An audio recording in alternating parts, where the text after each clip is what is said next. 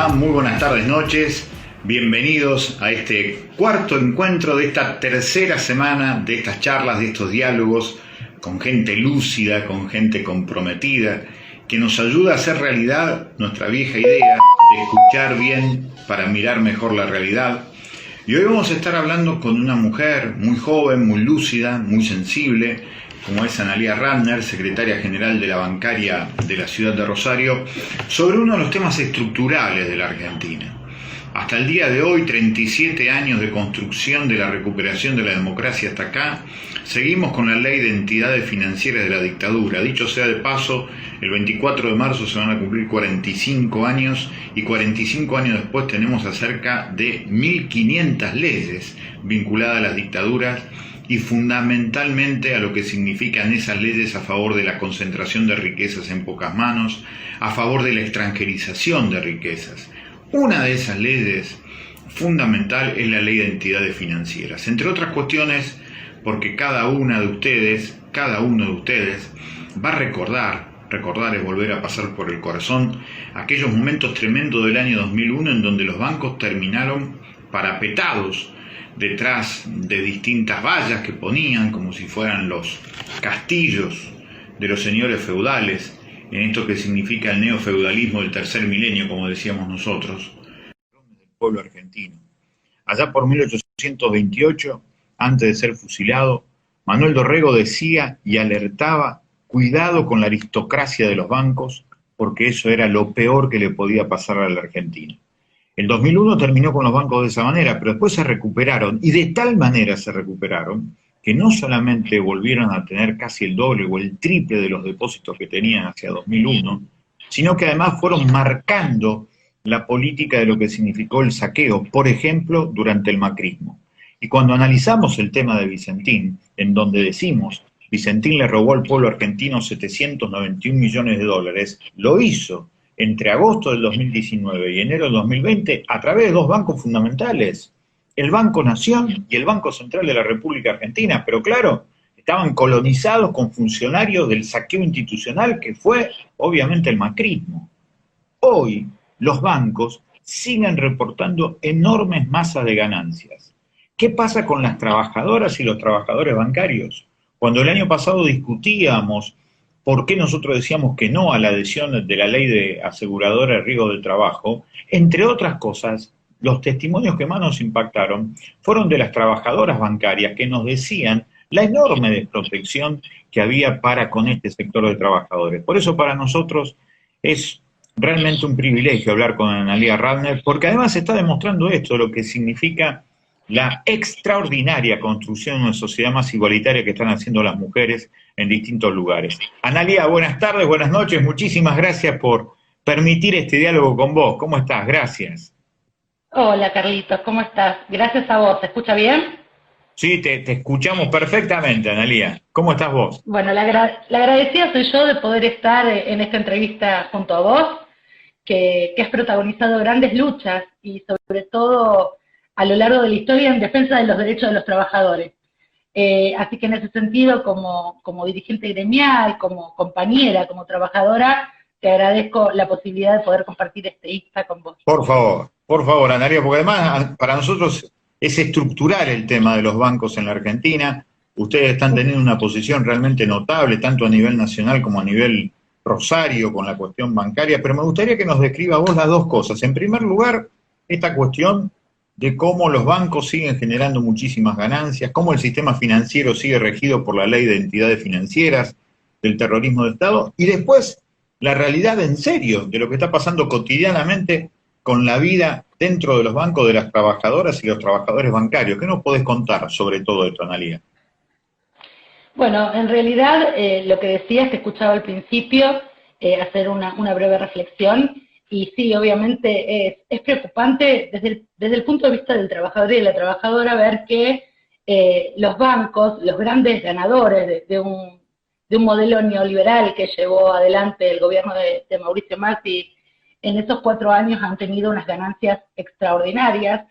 Y mi reflexión con respecto a eso es que los bancos dejaron de cumplir con la función que tienen como esencia, ¿cierto? O sea, el banco es el intermediario que tenemos en la sociedad de quienes de capital, entre quienes lo tienen y quienes lo necesitan.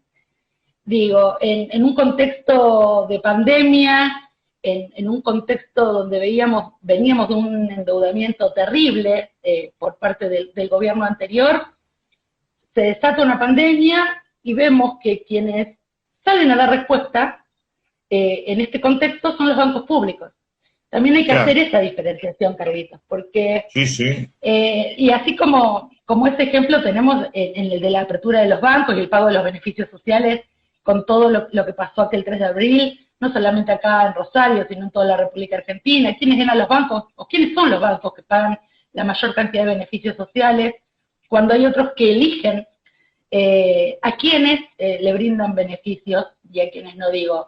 Y en esto de la función que tiene que tener intrínseca el banco de poder prestar, de poder llegar o poder dar alguna solución de tipo financiero a una sociedad, y sobre todo una sociedad en crisis, a una población en crisis, a las pequeñas y medianas empresas, que más de 25.000 se vieron afectadas y cerraron con el gobierno de Cambiemos, digo, tenían tasas altísimas y lo único que les importaba era colocar LEBAC, LELIX, porque obviamente accedían a esa tan famosa bicicleta financiera que les daba una ganancia terrible, olvidándose obviamente de los sectores que más lo necesitaban. Y los bancos que quizás podían de alguna manera salir a la respuesta con una política neoliberal que los comandaba desde el Banco Central de la República Argentina, que es la banca madre, la que regula, digo, y el propio Poder Ejecutivo que dictaminaba qué normas debían hacerse o no, no podíamos llegar de ninguna manera ni a las pequeñas y medianas empresas, y menos obviamente a la sociedad y a los más necesitados, que fueron sobre todo los que más sufrieron estos últimos 4 años.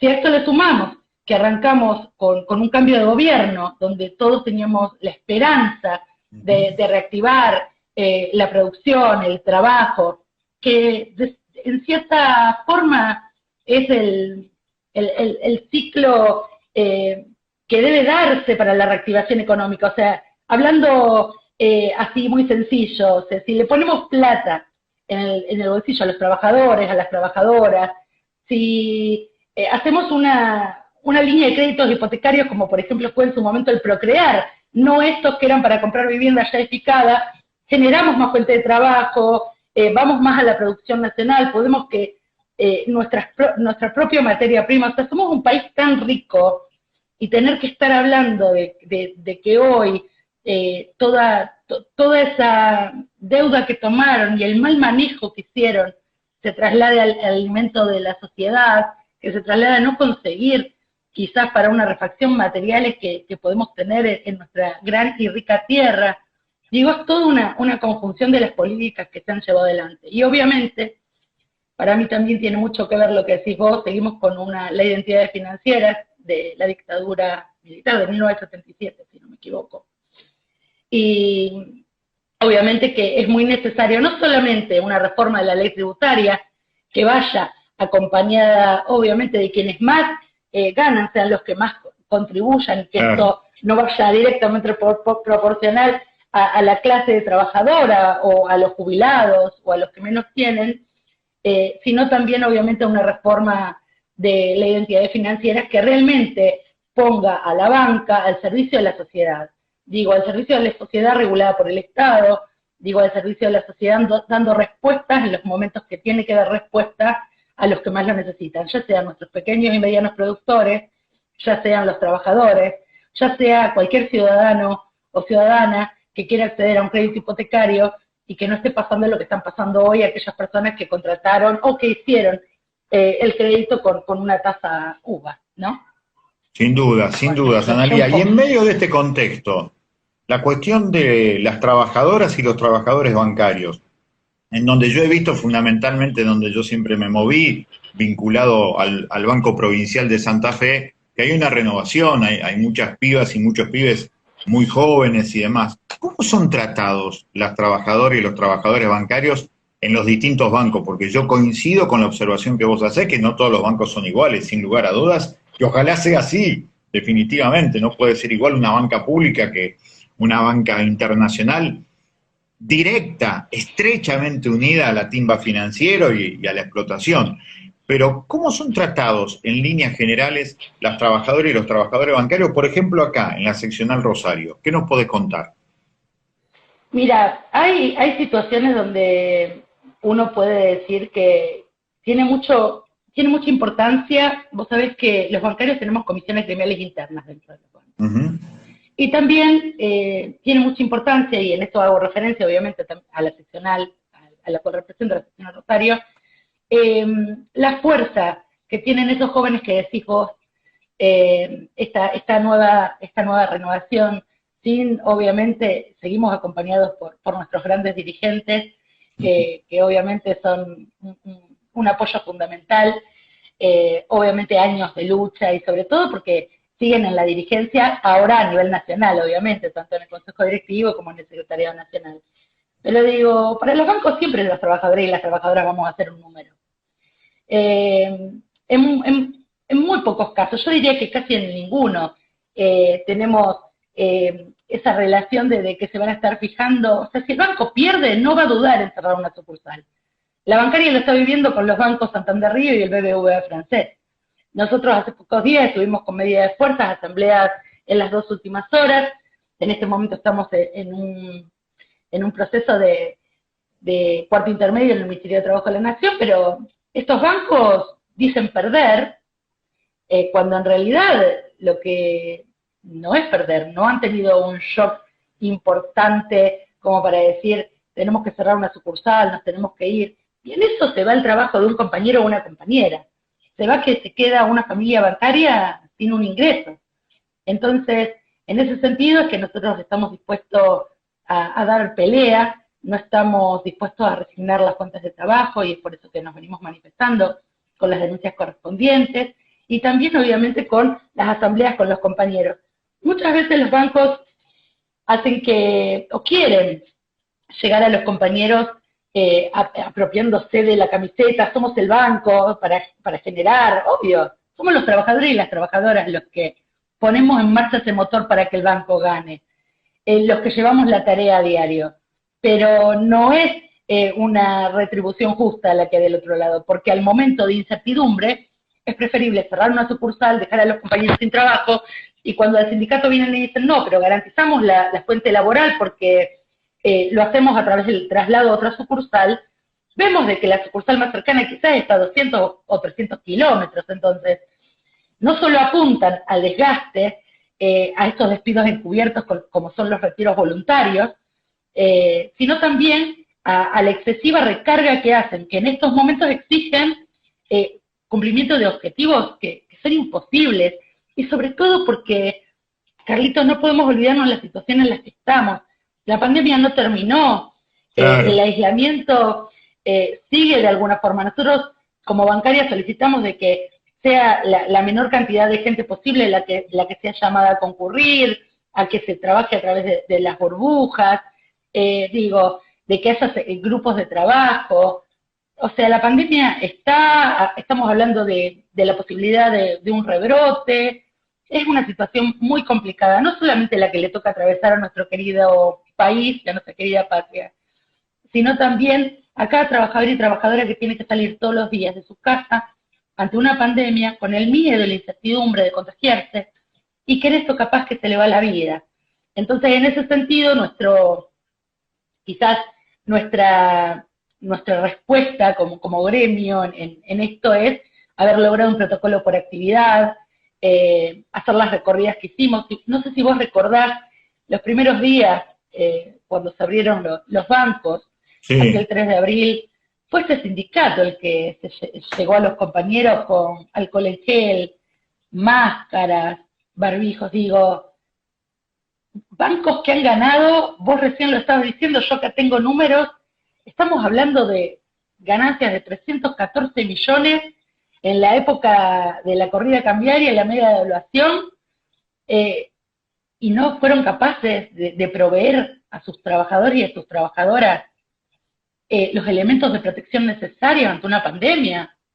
Es grave, y en ese sentido creo que queda respondido ya cómo tratan Totalmente. los bancos a sus trabajadores y a sus trabajadoras. Totalmente.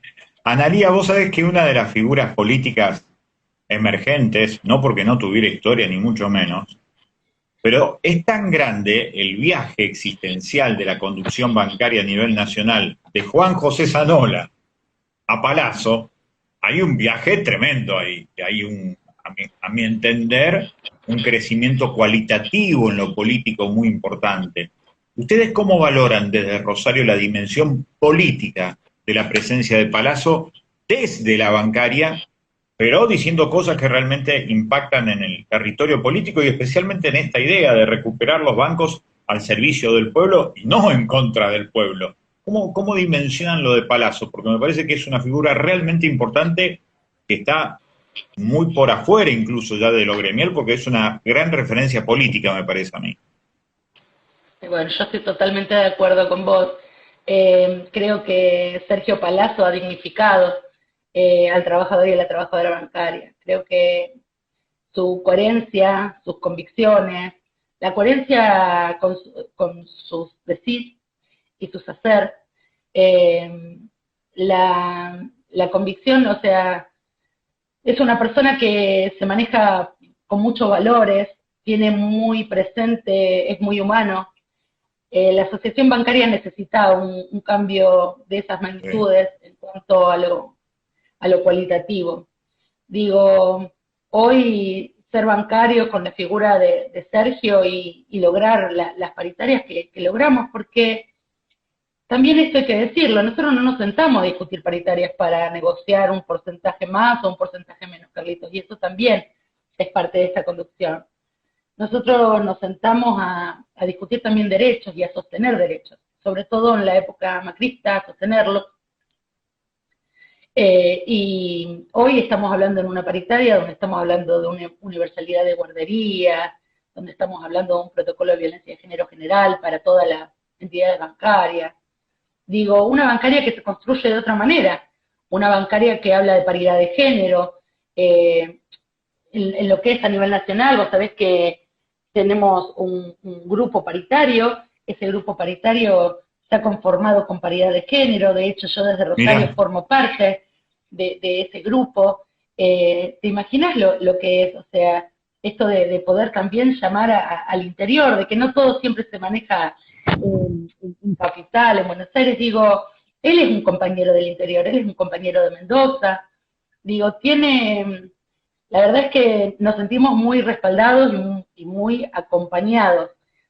Cada seccional tenemos libertad de acción, es una persona que obviamente que en política ha sabido leer porque ha tenido la posibilidad de leer cómo venían las cosas. Nosotros, acordate que cuando asumió Macri estuvimos en la calle porque nos habían despedido trabajadores del Banco Central.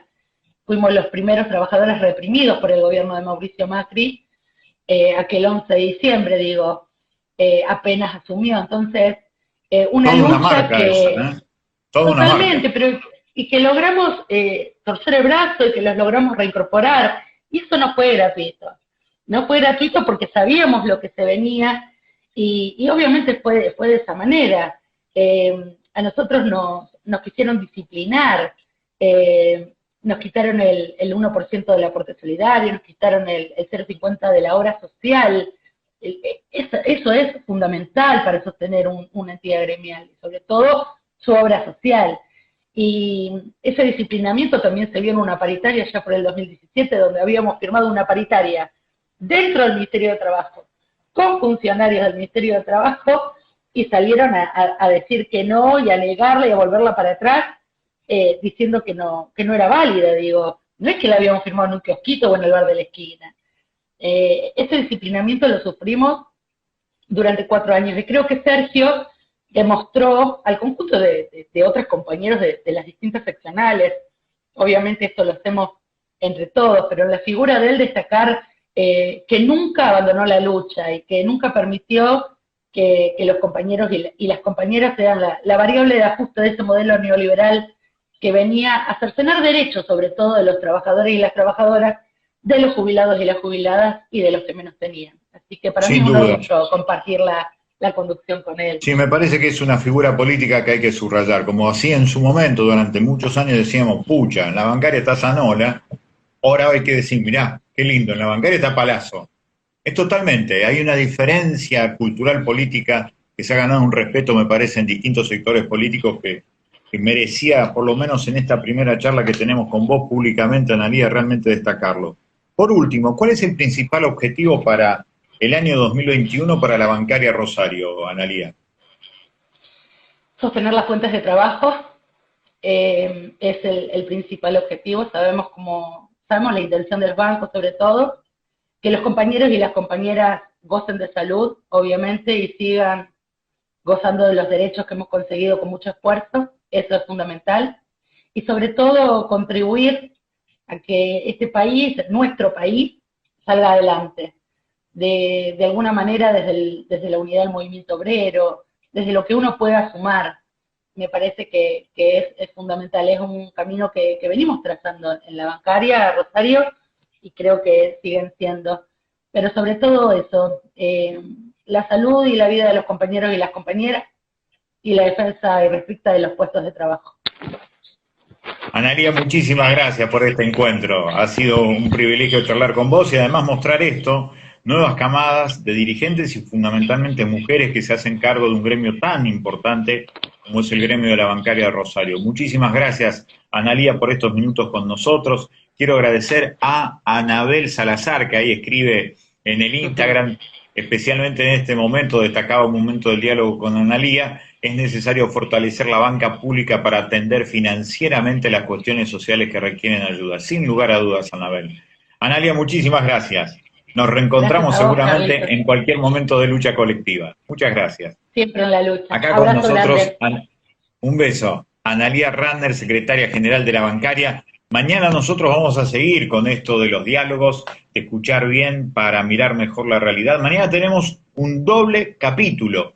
En primer lugar, nos vamos al norte profundo de nuestra querida provincia, porque usted sabe que el viernes de la semana que viene, el 29 de enero, se cumplen 100 años de lo que fue la represión a la huelga de la forestal, en donde se produjo después una matanza de familias de obreros que reclamaban frente al latifundio de la forestal, que además había subordinado al gobierno de la provincia a su antojo. Se van a recordar los 100 años con la dignidad de los nietos de aquellos obreros y levantando el segundo gran monumento a los trabajadores, a Teófilo Lafuente, uno de los grandes dirigentes de las huelgas de la forestal, va a ser el 29 de enero en ese lugar tan increíblemente misterioso, detenido en el tiempo pero lleno de dignidad, que es Villa Guillermina. Así que nosotros vamos a viajar al norte profundo. Va a ser un poquito de calor, me da la sensación.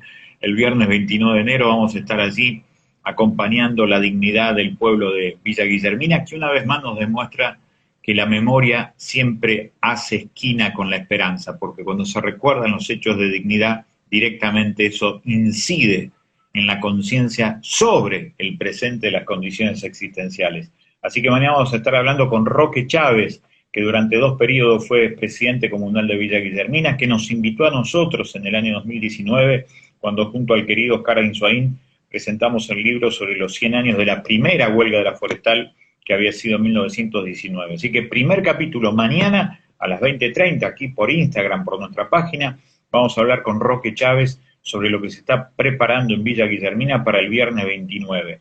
Y después vamos a hablar con nuestra querida Leticia Coagliaro, gran referente, presidenta de la Unidad Popular a nivel nacional, porque el lunes, yo estoy seguro, no lo confirmé, pero estoy seguro que se recuerda nada menos que el nacimiento de ese tipo tan extraordinario que fue el Colorado Coagliaro, Héctor Coagliaro, un referente del movimiento obrero rosarino de siempre, de todas las épocas, que nunca le cerró la puerta a nadie, que siempre escuchó a todos, que abrió como ninguno el alma de un gremialismo directamente vinculado a la política y a la transformación, que fue el eje de haber parido eso extraordinario que fue la CTA en Rosario, en la provincia y en la Argentina. Eso va a ser el día de mañana, pero el lunes seguramente con motivo del cumpleaños de Héctor se van a hacer una serie de actos. Yo insisto con el cumpleaños y tengo miedo de pifiarla, pero lo cierto es que mañana vamos a estar hablando con Leticia Coagliaro. Gente, gracias por todo, que la pasen muy bien. Le quiero contar algo más. Ya hemos recibido todo el material, hoy nos mandó el material que faltaba el querido Rubén Giustiniani sobre lo que significa Vicentín y los negocios de las offshore que él investigó tanto en la cuestión de YPF Chevron, así que eso también ya va a formar parte del libro que próximamente el lunes lo vamos a estar mandando a la imprenta para este primer libro sobre la historia de Vicentín, que para nosotros se va a llamar casi una síntesis del capitalismo argentino, de desaparecedores a fugadores, Vicentín, capitalismo argentino. Así que le agradezco mucho a Rubén Giustiniani. Luis Rubeo también escribió porque hizo la síntesis como presidente de la Comisión de Seguimiento del caso Vicentín a los 3 informes que hemos presentado. Así que todo eso ya estamos trabajando. También hemos terminado Geografía Narco número 6, el informe sobre violencias, las discusiones sobre seguridad que lamentablemente se dan en la provincia de una manera muy superficial. Y después el libro 45 por 45, 45 frases y números por los 45 años del último golpe militar del 24 de marzo del 76, que nosotros lo queremos entregar, como lo habíamos hecho en 40 por 40, en la gran marcha que históricamente siempre tuvo a Rosario como uno de los epicentros por memoria, verdad y justicia. Esta vez seguramente la cuestión de la pandemia va a hacer que la cosa sea diferente, pero lo cierto es que vamos a tener ese libro al alcance de toda la militancia, de todos los sectores sociales, de todos los sectores políticos, porque trabajamos por lo menos con la idea de alguna vez construir mayorías para transformar la realidad. Gente, que la pase muy pero muy bien. Mañana, 20:30, capítulo doble de esto de escuchar bien para mirar mejor. Hasta mañana. Gracias por todo.